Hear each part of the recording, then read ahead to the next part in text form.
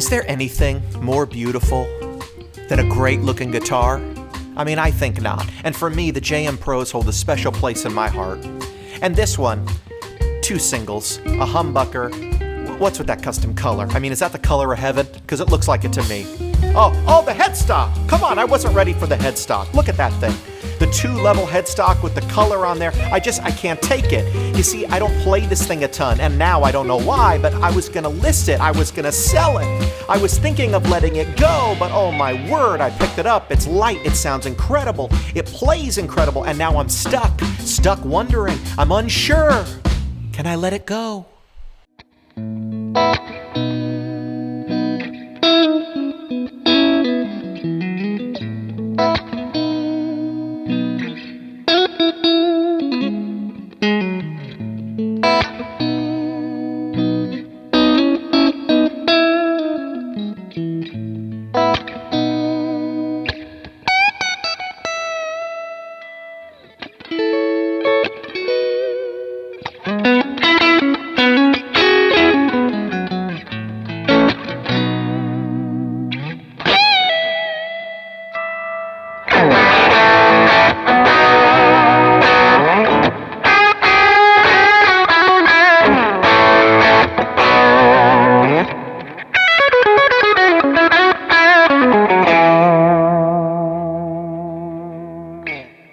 So for me, here's a story. I absolutely love JM Pros. My first JM Pro was a 2P90 gold guitar that I sent back and then immediately regretted it.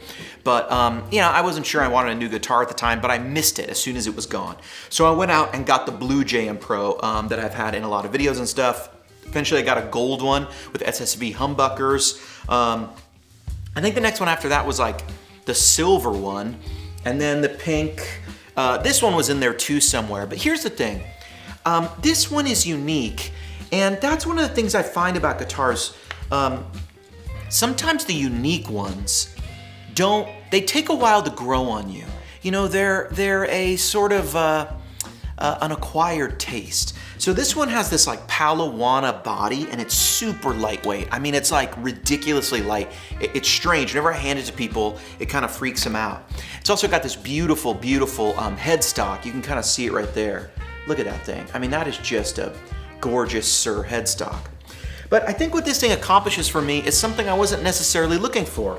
I mean, I have a Strat that does an SSV and 2 V60 LPs, but where this one is different is this has an SSH Plus. Now, I previously had another Sir guitar that I sold that had an SSH Plus to a buddy of mine named Art. And Art still has that guitar. I believe he really likes that thing. I love that guitar. It sounded great playing live, but I never dug it at home. And that was sort of before I learned a very valuable lesson. Don't get rid of stuff that sounds good on the stage but you don't play at home. It's useful in the studio, it's useful on stage. That's really the lesson I learned from a gold JM Pro that I've got it somewhere around here. But that guitar, I've used it on a bunch of recordings, I've used it live a bunch, but at home I gravitate towards other guitars. It's the difference between what sound do you want in a band and what sound do you want by yourself. I tend to favor certain guitars by myself. I love a Strat, but I tend to not use a 3-pickup Strat very often live. So this guitar presented a little challenge to me. I didn't love this humbucker. I liked this. The neck felt a little different than some of my other guitars, but close enough. And then you got this weight thing. It kind of just wasn't doing anything special for me. And then I made a post, an Instagram post. You can see it right here. And I said, I'm probably going to sell this guitar. I don't know, I don't know if I should, but I probably will. Now, as someone who loves JM Pros, this is one of the coolest ones. But it was right after that I got a bunch of interest, and I picked it up and started playing it. And all of a sudden, holy cow, I got kind of blown away by this guitar. Now, the V60 LPs, as you heard, they sound really great. Let me just play these for a second. Really thick in the neck, really sort of spacey, airy. I love the scoopiness, you know, of the things together.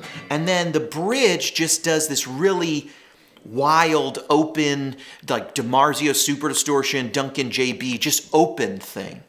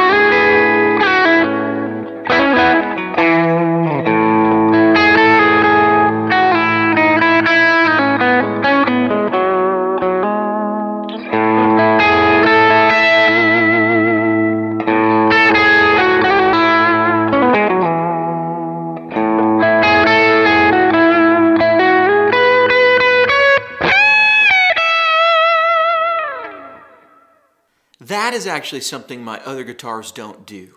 And, for a main guitar, would I say that's exactly the sound I want? Not really, but it really helps with some of the heavier stuff, some of the more rockin' stuff. It really helps it sound big and open. And that's something I don't get from a Thornbucker or from an SSV. It's something I don't get as much from a PAF. It's something that's a little more of that hot-rodded sound. So what does that mean? Well, for me, it means I don't know if I can let this go. I mean, it's a heavenly, beautiful sound here.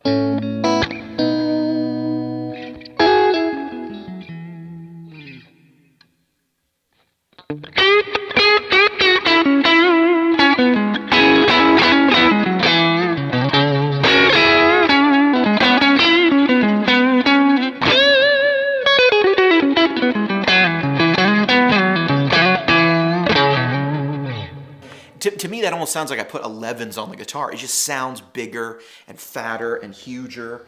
Huger, is that a word? And then for me, let's put this on, you just get like a big, wide open. I've added gain here, obviously, but it's just...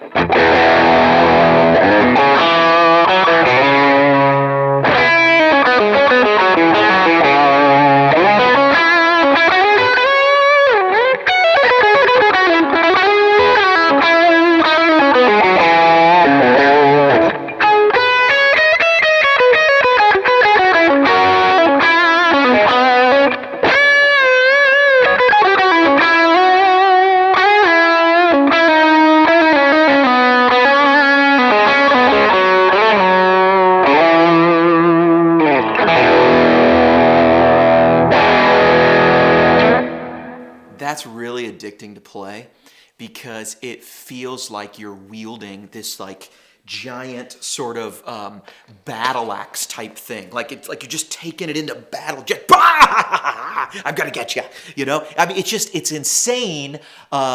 It feels powerful. Like it's like there's an Excalibur in your hands, and I'm gonna hit the camera if I'm not careful.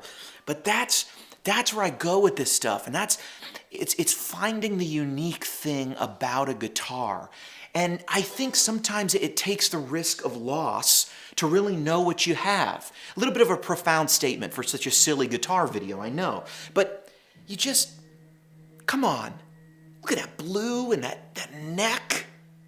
My word. Have you ever seen a better looking guitar than this one? The only thing I may do, let me know in the comments below, what if I put a silver cover? Could you see this with a silver cover? Because I'm not that into covered pickups. What do you think? Silver cover or no? No silver cover. Let me know. I'm an HW. Thanks so much for watching Tone Jacket TV. Later!